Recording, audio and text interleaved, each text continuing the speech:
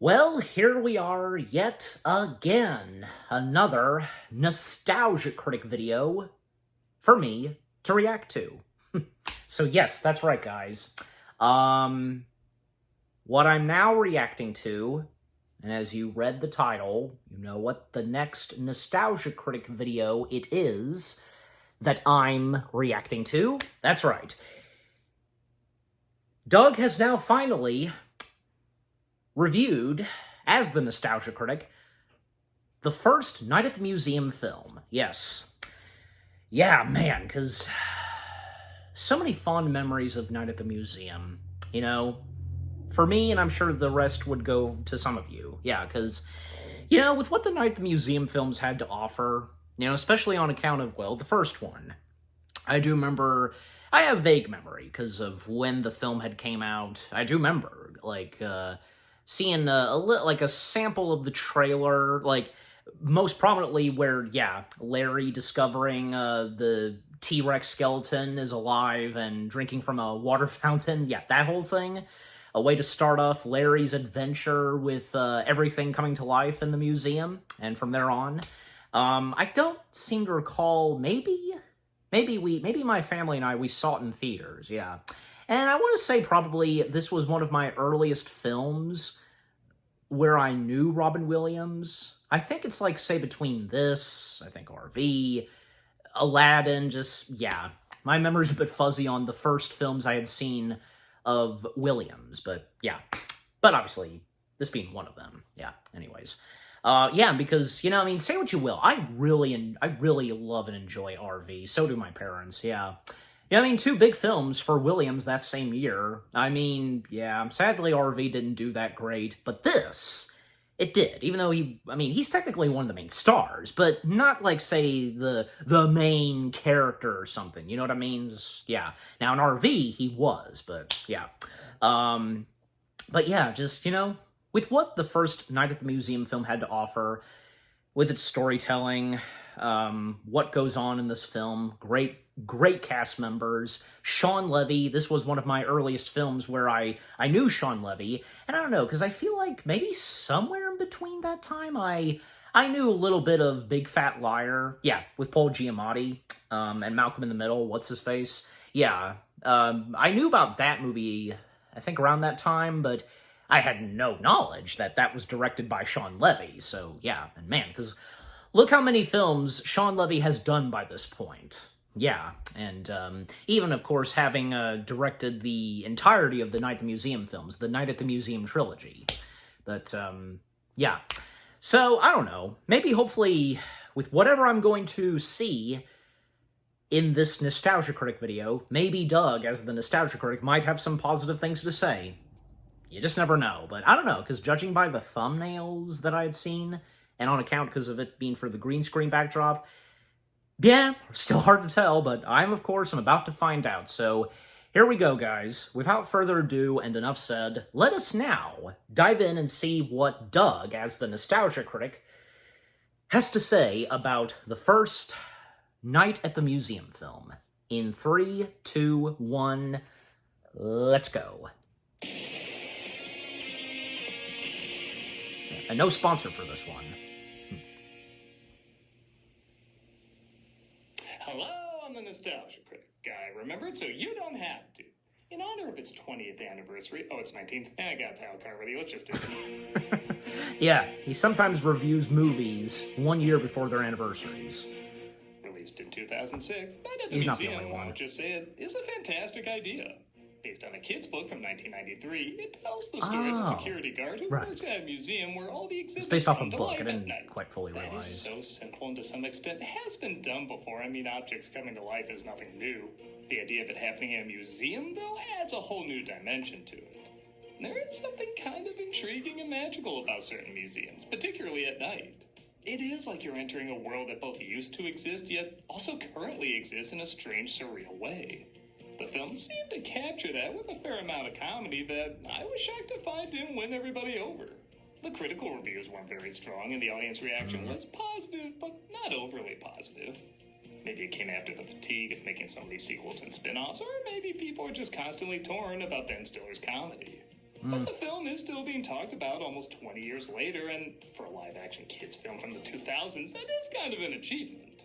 So what is it that makes this film come alive for some people? Well, let's somehow both get and not get educational to find out. Okay. Let's see what slapping the monkey means in a PG movie. This is Night at the Museum. Well, we get the... The film opens with Larry, played by Ben Stiller, who's having trouble getting a stable life so he can look after his kid, Nikki, after being separated from his wife, Erica. There he is. Hey, how are you, Larry? Good. How you doing, Don? Paul Rudd.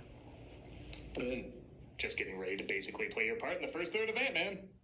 She suggests This that was she one of should my stay with him until they earliest get along introductions together. But I to don't know. This kid Paul seems Rudd. so disturbingly happy all the time. I don't think anything could dampen his spirits. What do you want to be? A bomb trader, what Don does. So what, you want to dress up in a monkey suit like that not Tom much on robot? Sorry, I licked a toad before meeting up today. Larry finally gets a job as a museum security guard, where he meets Rebecca, played by Carla Cugino. Teddy Roosevelt, right? Yes, He was our 4th president, right? 26. 26th. Hey, it's an American education. Feel lucky we know there's 83 stars on the flag. Ricky Gervais plays the museum director in a film that clearly... One of didn't my really earliest use Ricky introductions to Gervais yet. Ricky. Please don't touch the exhibits. I cannot tolerate this type of chaos. I mean, this is a museum. You know nothing about the real world. Most of you spent less time in school than Greta Thunberg. And Dick Van Dyke plays Cecil, the head of security, being replaced by Larry. They want to replace us with one new guy. Oh, sorry. Well, what are you going to do? So I'll admit, I was tipped off that Van Dyke was going to be the bad guy, and at first I was like, this film doesn't need a bad guy, that's so lame. You really think he's the one? Oh, yes. He's the one. But the minute I saw his super over-the-top chipper way of doing pretty much everything, I instantly fell in love with the idea. Yeah. Seriously, though, no fooling around in here. Yeah, let's see But if he can Bert fool Cranston around. chimney brushes up some asses with the guy from Demolition Man, the world's former biggest star. Gus, where is he? I beat him with my fist. That is literally how Mickey Rooney reacted when they woke him up. They just kept in the movie. He looks like a weirdie. Do you want the job or not, Snack Shack? Like listening to a Twilight Zone commentary. Do you remember much about this episode? No, I don't remember We're it. watching it together for the first time. I don't care. The younger audience doesn't want to see That's this. That's who's watching this. No, it isn't. Yes. They're watching sexy things. Cecil gives him a tour of the museum. Oh, monkeys. I love monkeys. You clearly haven't done enough kids' films. He starts his first night. Come on. Wouldn't we all want to do Who hasn't that? seen that episode of Taxi? Oh, a lot of people nowadays see this episode of Taxi. It's funny. And as you'd expect, things start to go bump in the night.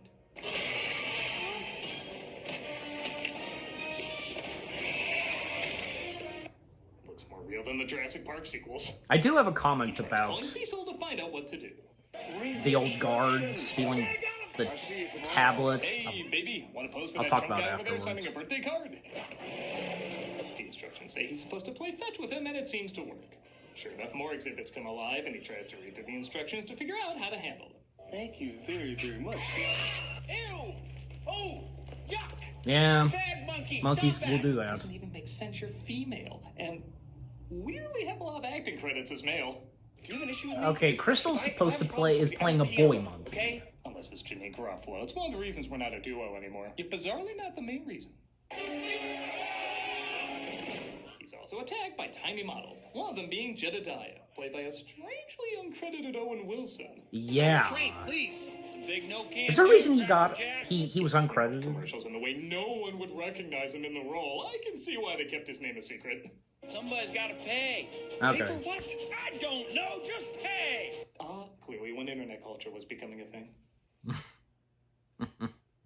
Prepare the catapults. Whoa, Octavius, hold on. This ain't your fight. This here giant's on our land. Walter, I'll challenge you to a Michael Caine off and we'll call it even. It is Steve Coogan playing Octavius, as Larry is caught in the middle of a feud between him and Jedediah.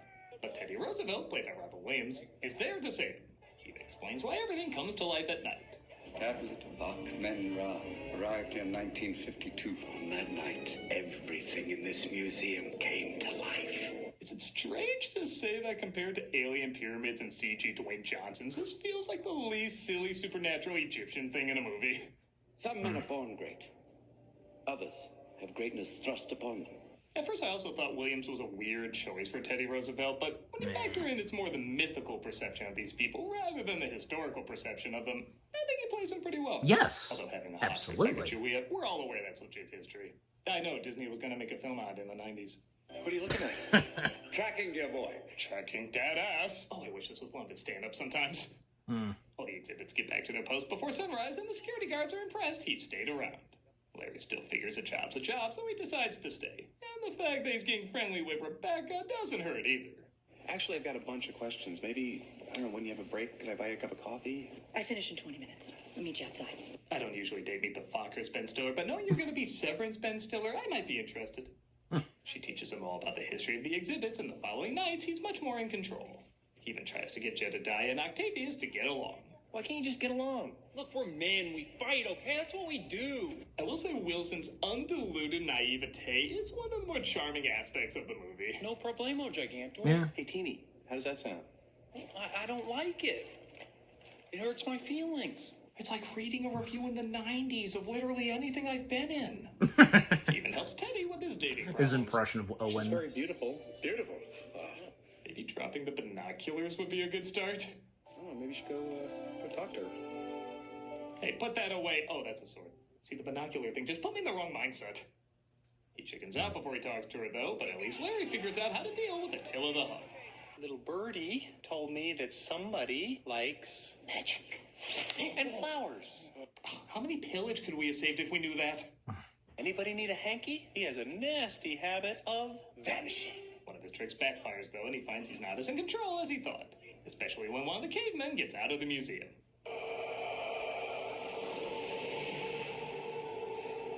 No, the funny Very thing is, dark, I had a yeah. feeling that guy was my ancestor.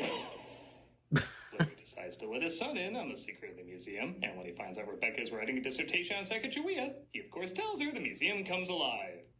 It goes exactly how you would think. Everything in this museum comes to life. Make fun of the history geek. No, I'm not making fun of you. Rebecca. What right would I have to make fun of you? I was in Nutcrackers. His son stays with him, though, and if you've ever seen The Mask, you know what's coming, and it's not as good as The Mask. Dad, are you okay? Texas, come on. Texas, come on. Get on, Texas. Get on, Texas. Dad, whatever your fetish is, leave me out of it. The reason it doesn't work is because the tablet is gone, and it looks like Cecil and the other guards are stealing it. Just turn the middle piece, you'll see what I was talking about. That is museum property, son. Now give it back. Nikki, trust me. Nicky activates the tablet, though, while Larry gets his ass supercalifractured. I'm sorry, Jackie Chan Dyke is pure cinematic treasure. The three of us realized that, like everything else in this museum, we got new life at night.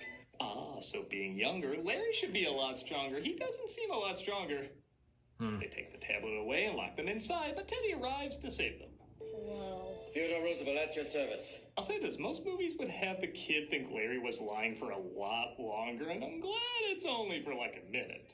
I know it's a small thing, but it is refreshing. Teddy, though, it seems like, isn't able to help. Or rather, just won't. I was made in a mannequin factory in Poughkeepsie. I'm not even brave enough to tell that beautiful woman I love her. But you gotta finish the job this time. And that's 26 President talk for a movie needed some kind of lesson, and that's the best bullshit we could come up with. Nobody should help you on your quest. Now quick, get that pharaoh to help you on your quest. You would not believe how Rami stuffy Malek. it is in there. Rami Malek plays Achman Ra, and they of course decide And one of my to earliest get the introductions to tablet Rami back. Malek in this. First, they have to get the museum under control.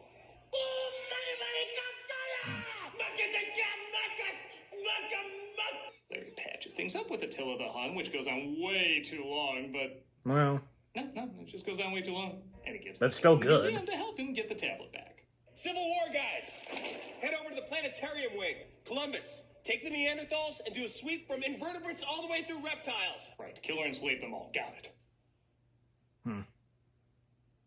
Come watch You know, we me play never Final saw him Fantasy again. VII Columbus, Rebirth every yeah. Friday on Twitch.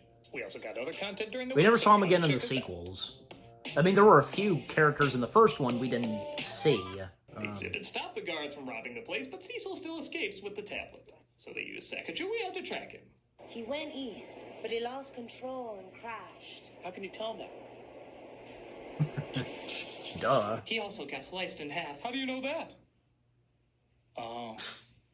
Cecil grabs the carriage and continues to flee as Teddy saves Sacagawea from it. You saved me. You're worth saving, my dear. Oh, that's problematic. You sound like a message board for the second movie. They chase after Cecil through not exactly the best green screen effects, but what do I care? Van Dyke is having so much fun being the villain. They don't look bad. Can't do it, son. It ain't gonna happen. Moving on. He makes me wish he was the next Magneto. Like, it wouldn't make sense, but Christ, it would be entertaining. Yeah. Larry manages Maybe to he'd stop the voice carriage and hand him over to Magneto. Attila. Film the movie, okay? Mikaka?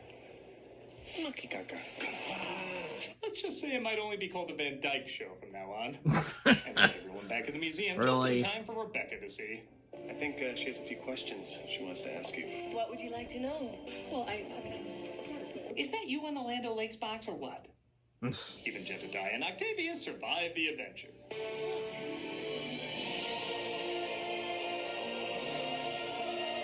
Alright, you were cute, but you're not worth slow-mo. Though Larry gets everyone back, he figures this is going to be his last night because the rest of the museum is trashed and he can't clean it up in time. And it's farewell, my friend.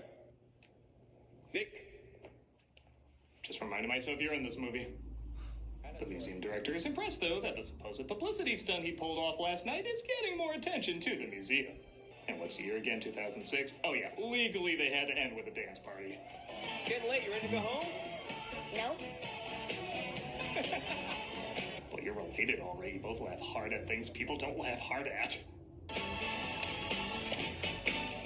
And that was Night at the Museum. I don't know. Think it's cute enough? Yeah. I don't think it's an amazing kids film, but it does capture the creative atmosphere and environment of being at a really good museum when you're a kid. I mean, yeah, museums can be boring if you're younger, but this film is like finding those one or two exhibits you knew kind of spoke to you. There was something about it that was hard to explain, but somehow you made a connection, and parts of this film are like that. Its humor isn't hilarious, but it's silly and gentle enough to work in some chuckles for kids and adults. It works in a lot of cliches and tropes of kids' films at the time, but it mainly focuses on just the fun parts and not the meandering moments that usually drag films like this down. It always keeps lively and moving without feeling pandering or insulting. It's just a nice little flick. It's nothing we're going to see film historians praise, but maybe a few museum owners might appreciate it for growing some more interest. Yeah. That I agree on. I'm a nostalgia critic guy, remember? So you don't have to. See you in the next one, Doug. How you doing, Don? What was that from? When We're still where in doing the movie? cameos for charity, but I'm gonna switch things up a little bit. Okay. So the charity shout out as always. And now I'm gonna get the next Nostalgia Critic video set This up. episode. Okay. Alright. So about okay, first off, the comment I was gonna make, yeah, because the whole thing of the three old security guards, and with what Doug had to say about, you know, how he first felt about Dick Van Dyke being the main antagonist. Well, it's not like they become villains, pardon my French. It's not like that they become villains for the hell of it. It's just, you know, what the tablet did to them, and they were really enjoying it, and it was, I guess you could say it was like a drug to them or something, you know? Can't get enough of that youngness and really being action-packed and such.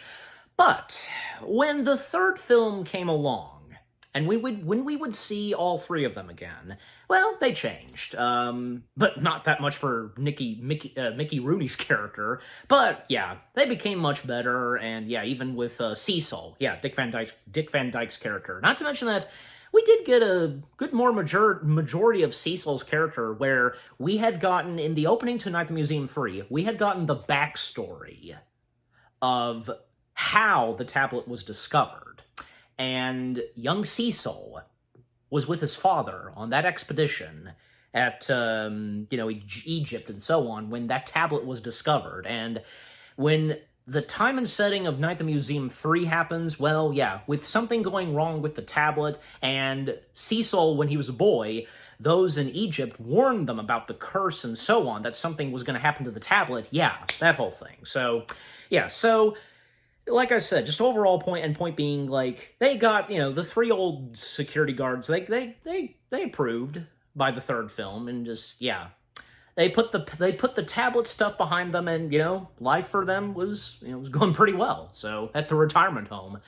But yeah, so yeah, it's nice to see that, for Nostalgia Critic's review of, the first Night at the Museum film, it's nice to see that, yeah, a good majority of positive things he had to say about that, for sure. Yeah, I mean, like, I don't know, because, okay, maybe, the first Night at the Museum film, it may not be a crowning jewel movie masterpiece, obviously, but it's not god-awful or anything. No way.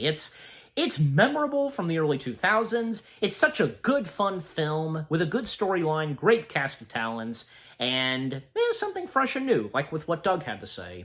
Where, yeah, we've seen this kind of thing before, but not being set in a museum with wax figures and all these statues and such. Yeah, that's a lot of fun. But yeah, and also, like, say what you will, but I do enjoy the sequels. I don't know, because it's hard for me to choose. I mean, I don't know, because... Yeah, I mean, Night at the Museum 2, yeah, that's pretty good. I for a while, I really enjoyed that one. But Night at the Museum 3, yeah, I've enjoyed that as well.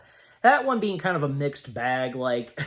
Shout out to my mom, because I know that she cannot stand the caveman that looks like Larry. Yeah, that one. Lol. Yeah. But, I mean, I don't know, because, hey, at least we don't get that much of Lol in the third film, and he's not there for the entire adventure, you know what I'm saying, where they're going through the British Museum? Yeah. And here's another thing. I love that in Night at the Museum 3, we get a lot of Sacagawea, the leader of the Huns, and Teddy.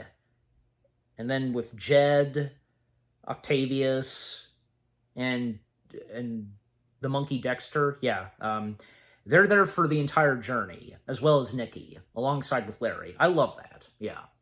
Where they're actually there for an adventure and so on. And yeah, in the third film, we did get a good majority of Robin Williams as Teddy.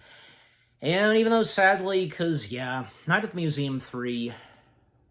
that was one of Robin Williams' last movies that he did, and, it was one of the last films that came out after he passed away. There was that, and Merry Friggin' Christmas, and the movie with him and Simon Pegg that was directed by the late Terry Jones. You know which one I'm talking about. Yeah, that came out just 1 year after Williams had passed. Yeah, that was the last film to come out. Like, yeah, because that film came out in 2015, like, after Williams died, and just, yeah. But, just overall, because I remember, like, on Night at the Museum 3, I remember, because when my mom and I, we went to see it, and, yeah, and here's another thing. I actually was not aware, maybe I knew, but I had completely forgotten that Mickey Rooney had passed away. So, two biggies in the Night at the Museum franchise that we lost that same year, and Night at the Museum 3 would be dedicated to both of them. Yeah. But yeah, so, and also, I seem to recall, yes. My family and I, we did see Night at the Museum 2 in theaters.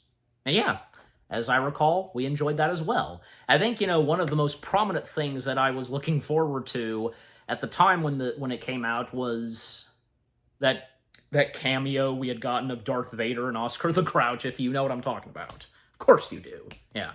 And I look forward to seeing what, whatever Doug has to say about the Night at the Museum sequels, whenever he gets around to them. And if you're ever watching this reaction video again, then I've done my reaction to those reviews of him reviewing the other two Night at the Museum films. But anyways, so yeah, and with what else Doug had to say, well, of course, overall the review itself was funny, entertaining, all of the above, and yeah, a pretty good positive review for what he had to say on Night at the Museum. Nice. Good to see that he has some appreciation for it.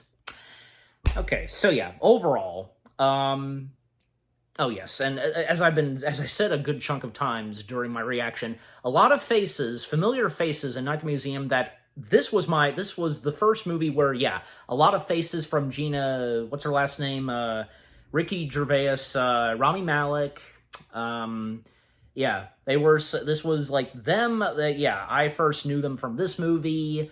I want to say, yeah, Stephen Coogan also counts. I Yeah, I'm pretty sure. As well as, yeah, Owen Wilson, although technically that same year when Night at the Museum came out, we did get Cars. So technically, yeah, I also knew Owen Wilson from Cars. So, yeah, just overall, yeah. This and Cars were, yeah, some of the first films where I knew Owen Wilson. So, but yeah, and especially on account of Rami Malek, because, man, because Rami Malek, years later, making a big-time name of himself, like, yeah, especially on account that he would go on to portray Freddie Mercury. Yeah. So, who'd have thought? We would see him in the Night at the Museum films, then would go on to portray Freddie Mercury. That's amazing. Anyways. Alright, but just, yeah, again, overall, with what all the Nostalgia Critic had to say about the first Night at the Museum film was pretty good. Yeah, again, I'm glad to see he's very positive and has some appreciation for the first one. Okay, so what about you guys? What did you think of the Nostalgia Critic's review of Night at the Museum itself, the first one, that is? And what are your fondest memories of the Night at the Museum films? Did you see any of them in theaters? Which ones are your favorites? Anything you agree and disagree with whatever Doug had to say as the Nostalgia Critic? Did you get some good laughs and chuckles? And yeah, just, you know, overall, what do you think of the Nostalgia Critic video itself with what I've had to say, my reaction to it, and yeah, what did you think of my reaction to the Nostalgia Critic video? Leave comments and give this reaction video a like, as always. And so, guys, with all that being said, thank you very much for watching. I hope you guys enjoyed my reaction to the Nostalgia Critic's review of the first Night at the Museum film. More reaction videos are coming your way. They're going to be awesome. Keep looking forward, and I will see you guys in the next video / reaction. Take care, and peace out.